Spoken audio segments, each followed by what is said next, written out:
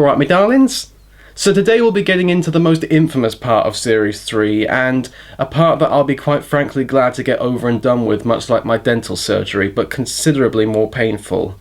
The Weasel subplot. The Weasel subplot is the first and only major story arc that was solely invented for the series, and was not in the books by any means. And while admittedly the writers of this show invented or deviated a little bit in the past, mostly for filler bits or for killing off and introducing new characters, this was the only major story change where everything that happens was completely original. As I alluded to in the previous episode, according to an email I actually found on the Farthing forums from a man who claimed to have worked on the show, this subplot was made so prominent in the series because the Weasels were considered the most popular characters in the series due to a recent poll, and that this was a way to experiment with the concept of doing a spin-off series with the characters. And this is why people should never listen to focus groups, no matter what the chart says. If it feels like a stupid idea, don't do it.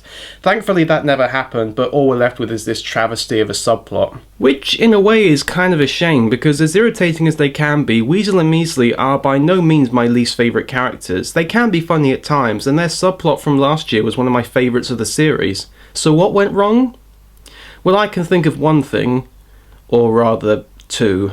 But enough of delaying the inevitable, let's just get into this. We start off in episode 2 after the 3-4 month time skip we established and cut over to Tweedle-Wee and Tweedle-Me. And I think at this time it's time to dust off the old Weasel warning, because we're going to need it a lot in this episode. I think we need a new one now. I mean, Weasel's in it, but there's more than one of them this time. Much better. Anyway, the Weasels have managed to find a farm to live on for the said months, and Weasel has now actually had her kids. Meet Fido, the one with the spiky hair, and Cleo, the one with the smooth fur. These little hellspawn have extremely annoying voices, are always getting into trouble, and can barely form a complete sentence when they speak. Or in other words, they're basically the Jar Jar Binks of Farthing Wood times 2.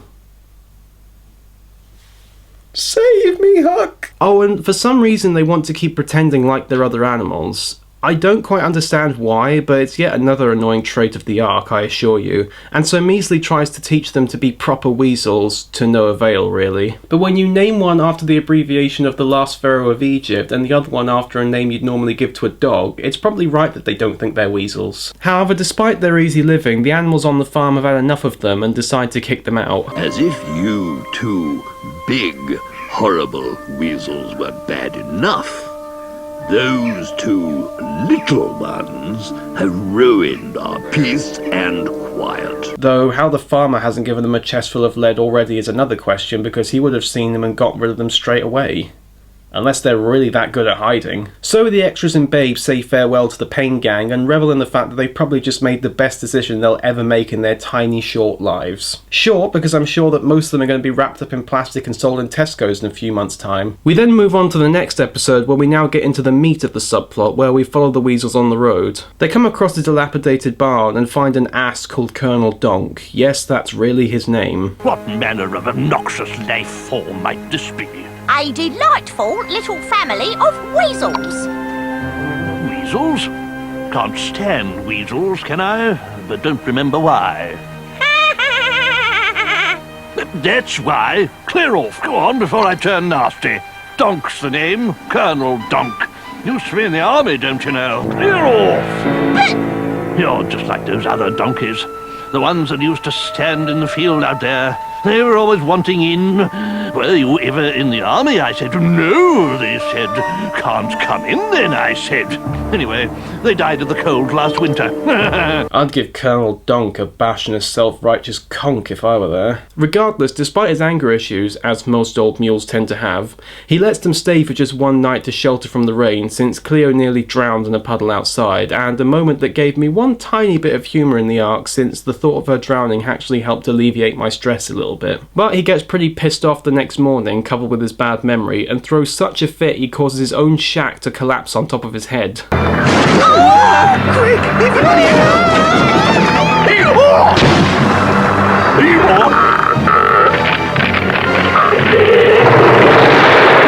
I don't think your insurance will cover that one, mate. Clear off! In the next episode, we first see the Weasels lounging around by some hay bales, and that's not an exaggeration, they're literally lounging like humans would do. Oh, this is the life. Peace and quiet. Anywhere around you is going to be about as peaceful as the middle of Syria right now. But suddenly Dash, who of course has just come back from the second wildlife sanctuary in the main storyline, interrupts their peace, and they then try to teach Fido and Cleo how to be proper weasels again. Here's another example of what not to be.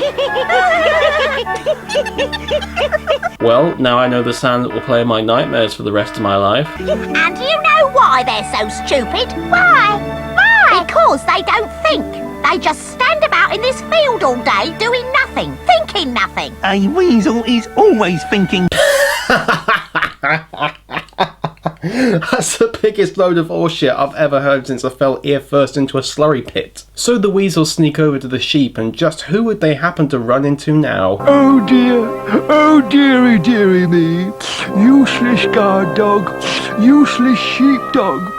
If only I could do something where I could use my mind. I've just had a brilliant thought myself. This big lump is just what we need. He can look after the little ones. Well, there's only one course of action needed here. Yes, Rollo appears frequently in the Weasel subplot. In fact, he's going to be with the Weasels for the next few episodes. In other words, I found that hell does in fact exist, and it's in the form of a children's cartoon show. In fact, now is the perfect time to bring out the hate-o-meter. By gauging my hatred of these various characters, I can gauge how much I hate this subplot as it goes along. Who's that pig, some of you might be asking? Just wait and see. So after seeing Rollo doing what he does best, wallowing in his own self-pity, which even he's not very good at it, Hayden Christensen's made a whole career out of it. The Weasels, for lack of a better term, employ Rollo as their, as they call it, the Weasel dog, someone who looks after their kids and fetches them food and protects them. Or in other words, their slave.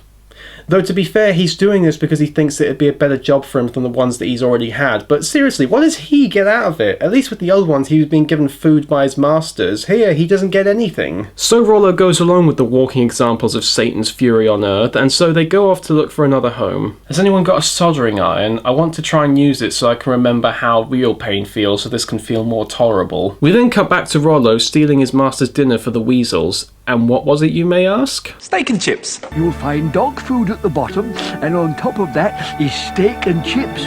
The farmer's dinner. Oh, Rollo. I was okay with you being a self-loathing time vacuum, and I was even okay for you coming back for Series 3 up until this point. But you do not Steal a man's steak and chips! You're worse than Hitler's dog now. You will burn in the fiery pits of hell. You do not steal a man's dinner when he's having chips for tea!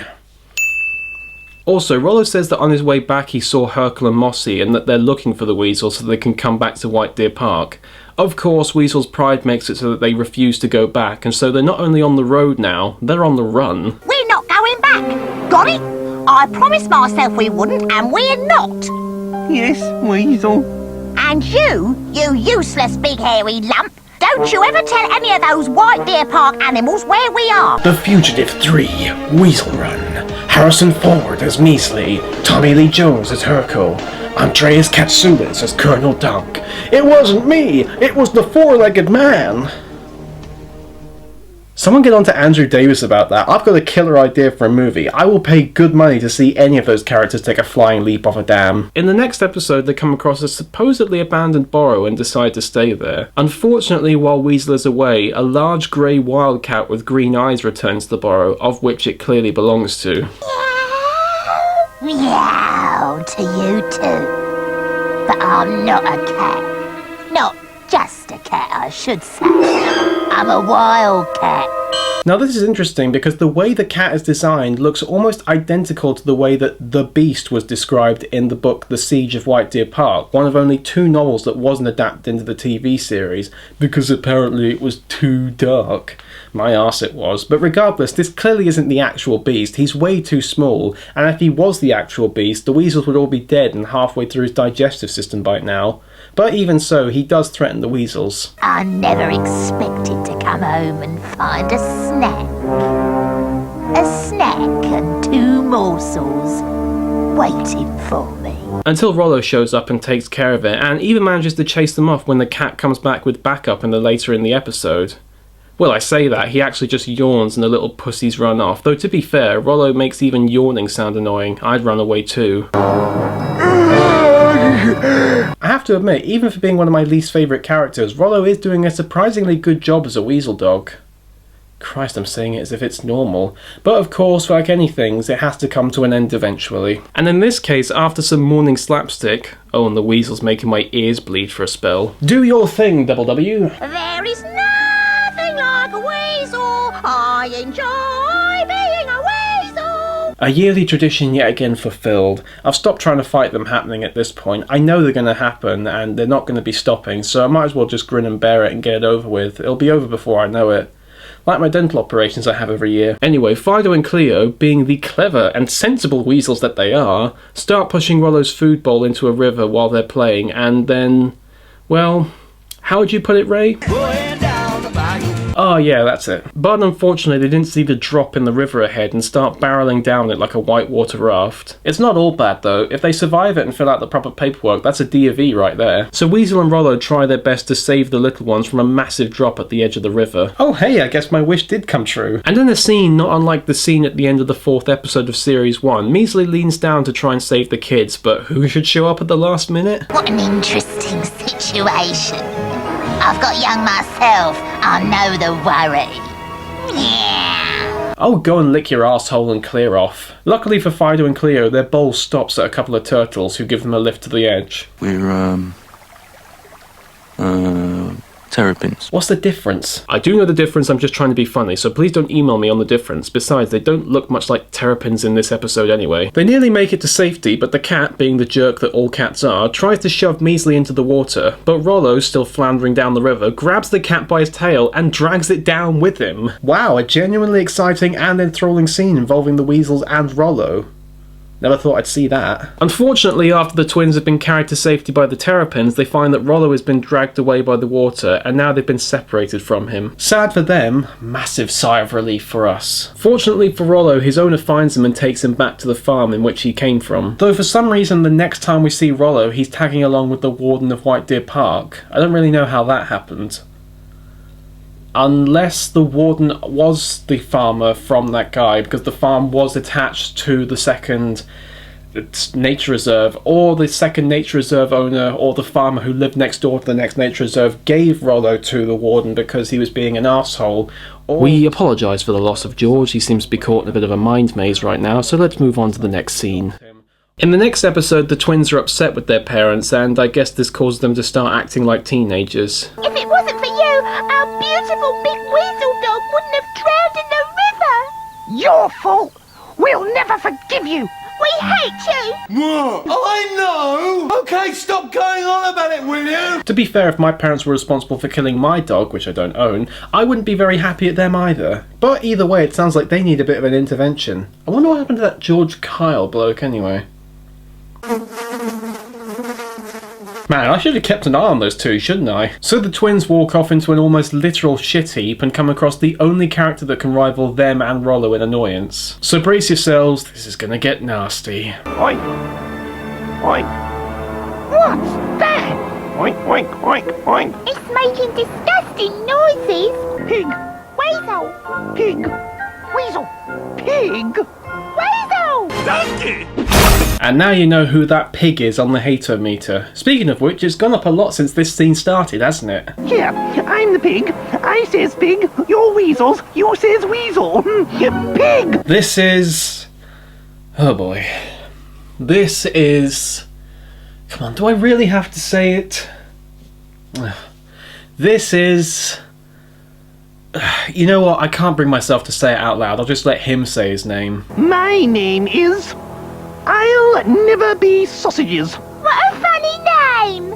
I just made it up. Yes, that's literally his name, which makes me want to stop being a vegetarian just so that I can make sure there's one less little piggy in the world. So this piglet survived a crash from a truck headed to the slaughterhouse, and since that's where he was heading and his parents have already been eaten as sausages, that's why he's given himself that name, though I still don't want to say it. So for the purpose of keeping the tiniest bit of dignity I have left, I'm going to call him Porky. Yes, I know, but there aren't that many better names for a pig, are there? I'll never be sausages. I'm glad to hear it. Mother! Oink, oink, oink! Don't So Porky tags along with the Weasels for a few episodes to ensure that your encroaching feeling of apathy and suicide wasn't dire enough already. Most of episode 9 is spent with Weasel being as annoyed with Porky as the audience is, and believe me when I say that I'm sparing you from skipping most of it, and at the end of the episode they come across a wild boar whose copse they've accidentally invaded. Guess what a majority of the dialogue consists of? Oink! Oink! Oink!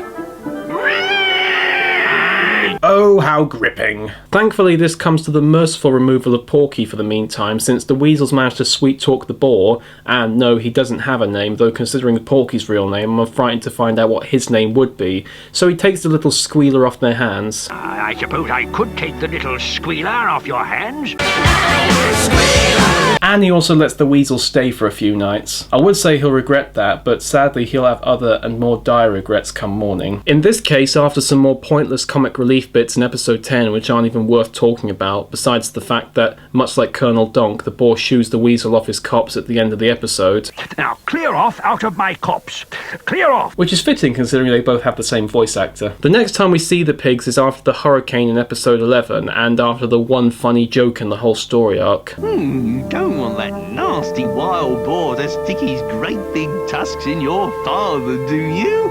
Yes, yes! We have witnessed a miracle today, people. The Weasel kids actually made me laugh at something they said. After the hurricane has passed though, we surprisingly don't see that much of Weasel in this part of the story. Though admittedly the hurricane is made much bigger in the owl story arc, trust me. We find out though, quite tragically, that the boar's wife was killed in the hurricane. On behalf of my little family, and weasels everywhere, may I say how sorry we are about your wife.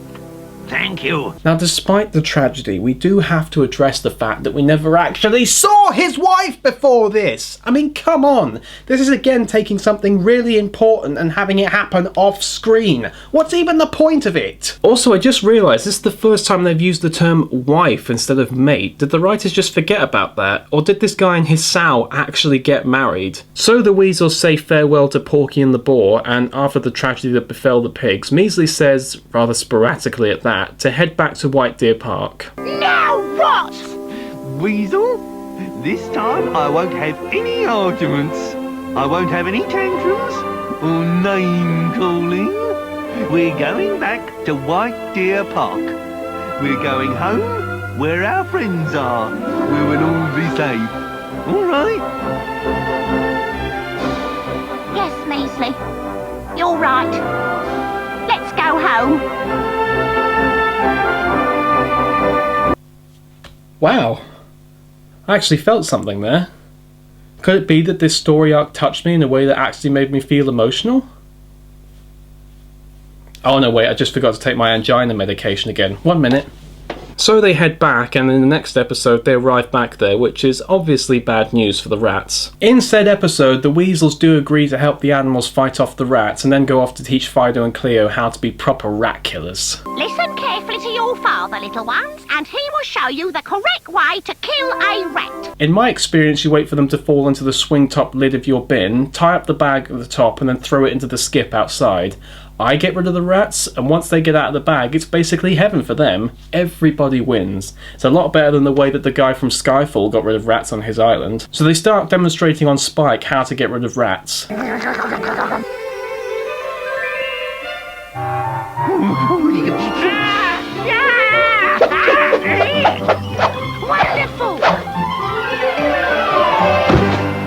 I've never seen anything like it. Me neither, especially because it was off screen again. Come on, you couldn't even animate Measley throwing a rat over his head. Whilst they're doing the off-screen touch of death on Spike, Hercule shows up to ask if the Weasels can help get his mate, Shadow, out of the cage that the warden has her in.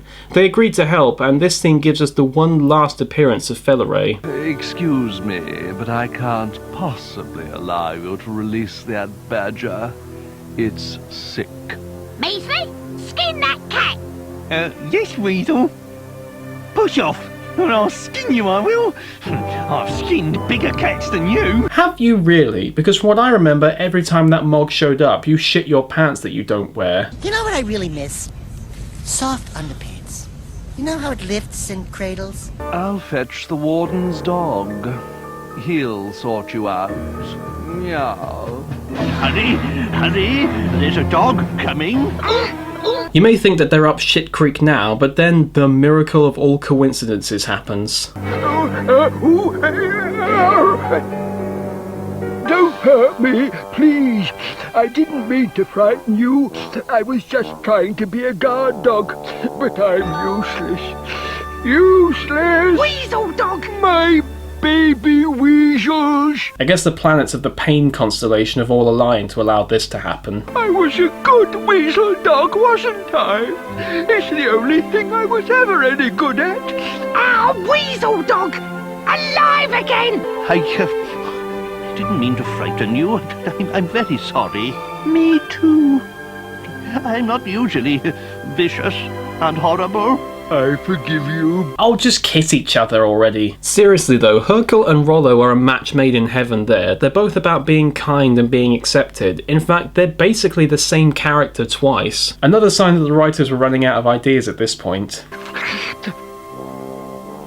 So the Weasels managed to get Shadow free, and then Rollo runs off to be with the Weasels and be a Weasel dog again. To be fair, it was the only thing he was ever any good at. And with that ends the Weasel story arc. It was definitely a low point of Series 3. Admittedly, the stuff with the cats is okay, and it's nice to see different animals around the Farthingwood world, but we see all of that more with Owl's subplot, so it's not like this story arc did anything original, and it does steal elements from other story arcs, but with distinctly more annoying characters. And it doesn't even show itself being parallel with the events of the main story, which might have been a little cool, but the only things we get are Dash for a split second and the Hurricane for a split second.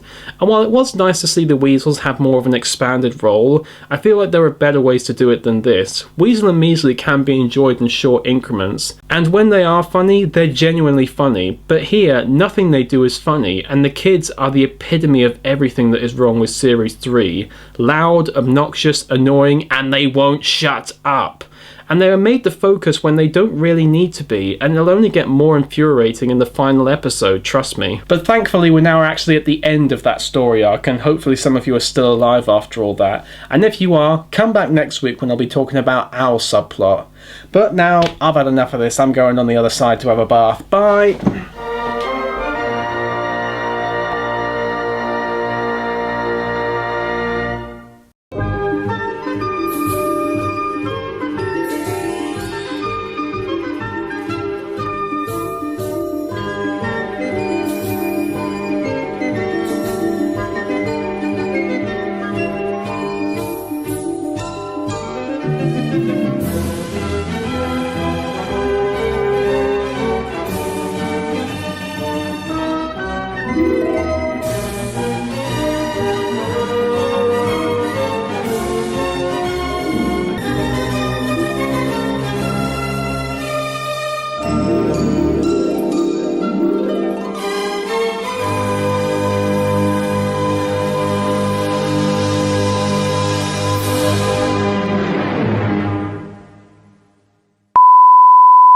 Sorry, congestion makes me stammer.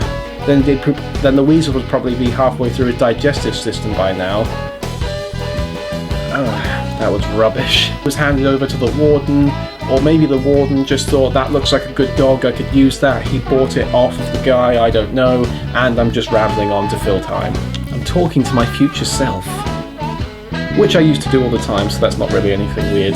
My parents were... You timed that perfectly, didn't you? To be fair, if my...